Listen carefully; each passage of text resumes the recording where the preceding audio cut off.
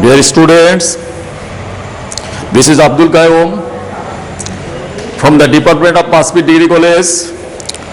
Welcome to you from online class. Today I am going to take your class, give my lecture on the topic of English second paper. English second paper, you know, English second paper is divided into two parts. First part contain a grammatical portion, second part is writing. Grammatical part is formed with as many as 12 questions.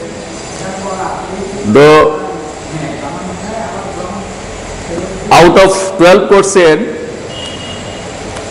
this is question number 2.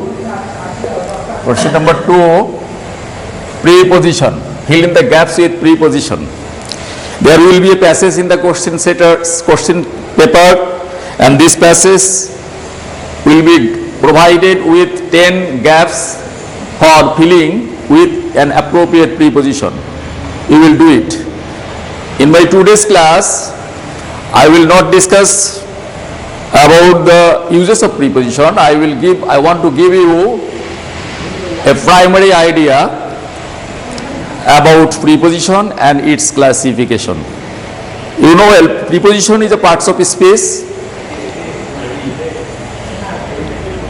There are as many as 8 parts of speech, and preposition is one, and it is one of the most important parts of speech, significant parts of speech for making a sentence. Preposition. What is preposition? Preposition is a word which is used before a noun or a pronoun or noun phrases to make a relationship with the noun with the other words of the sentences to express a complete meaning of the sentence. I want to mention some sentences. He came from Dhaka.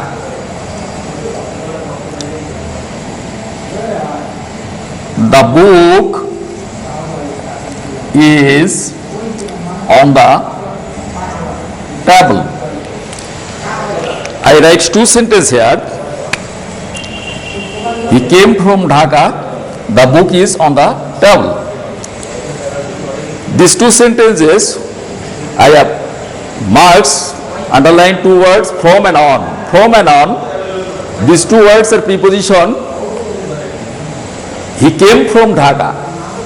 From is a preposition to make a relationship used before Dhaka, noun, and make a relationship with the other words. The book is on the table. On is a preposition. It is used before the noun on the table and make a relationship with the other words of the sentences. Suppose if you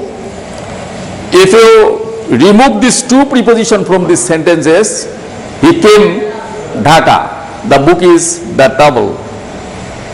The sentence looks and seems to be meaningless without the preposition. From this term we can say that we can understand the importance of using preposition in a sentence. Now I am going to go to discuss about its classification. Classification is not so essential to put the preposition in a gap, but it is essential to know as a learner of English. I mention here a graph.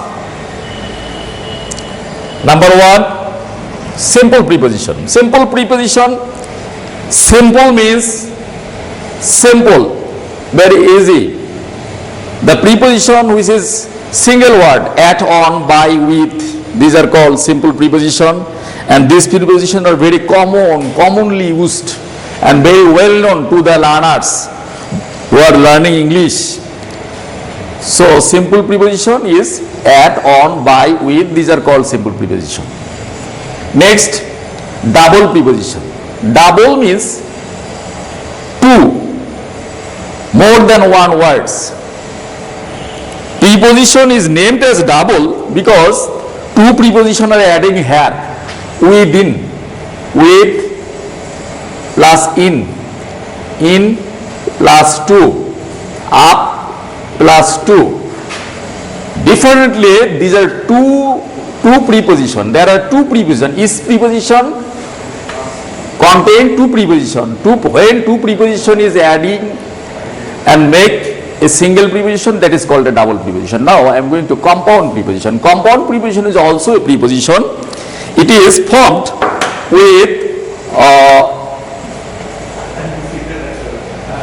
firstly a preposition and secondly some other parts of speech like adjective, noun or adverb. For example, I mentioned here across, behind and beside. On plus cross, by plus hind, by plus side. Though if we add these two words by plus hind, by plus side, by side, but this by and be here is changing and transformed into as be, hind, be, side. So these are called compound preposition, as its formation is a compound.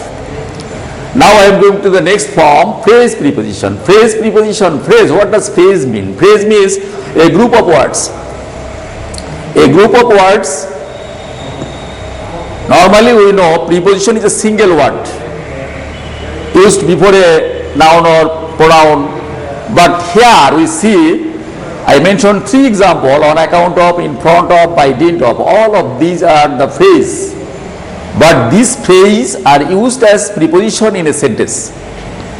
This phrase, when these phrases are used in a sentences, these phrases used in a sentence as a preposition. I can give I can mention an example. There is a garden in front of our college.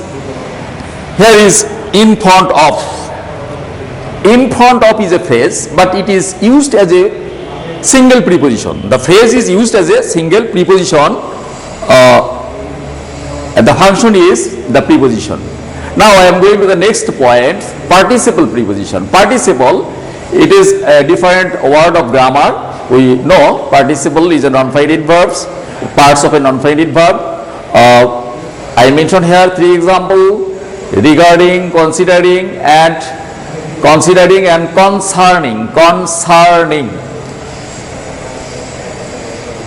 The formation of this word, base form of verbs and ing.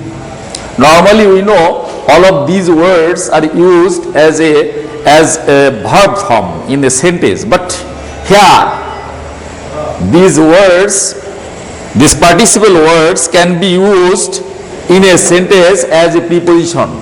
Considering, suppose considering the matter he took a decision. Here considering is used as a preposition. Now I am going to the next point, disguised preposition. Disguised means hidden, concealed, hidden, vague.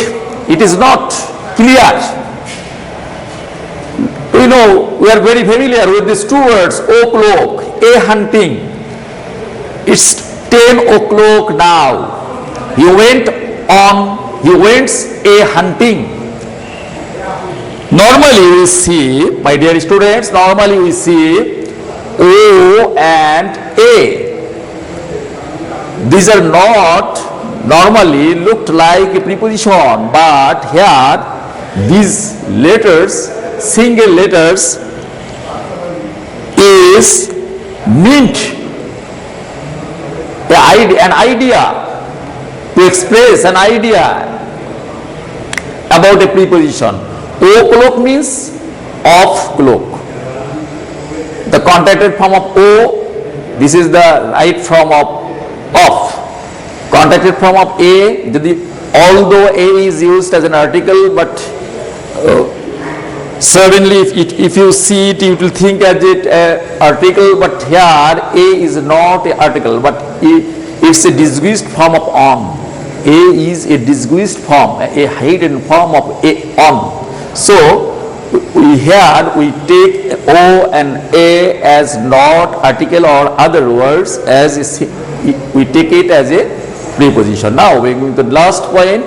The last point I have mentioned, it is not normally mentioned in the books, but as a classification of preposition. Now I mentioned here detached preposition. Detached means the word which is isolated, which is deprived, isolated, divided.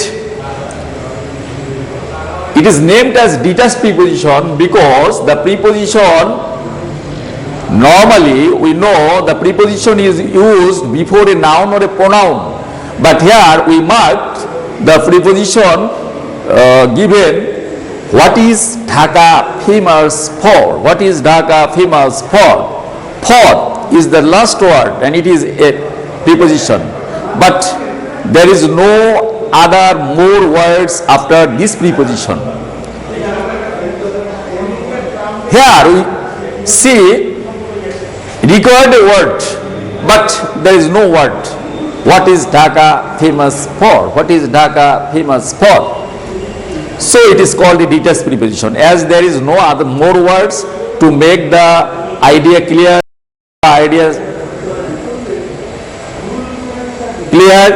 So it is called detached preposition. Now I am going to finish my classes, short classes. Today's I want to give you the idea about what is preposition and what are the kinds of preposition and what is the classification of preposition. It is only necessary to get a primary idea and fundamental idea about preposition. In my next class, inshallah, I will discuss elaborately the uses of preposition as far as possible in my classes. Thanks a lot to you and best wishes for you. You should good luck for you. Assalamu alaikum, my dear students.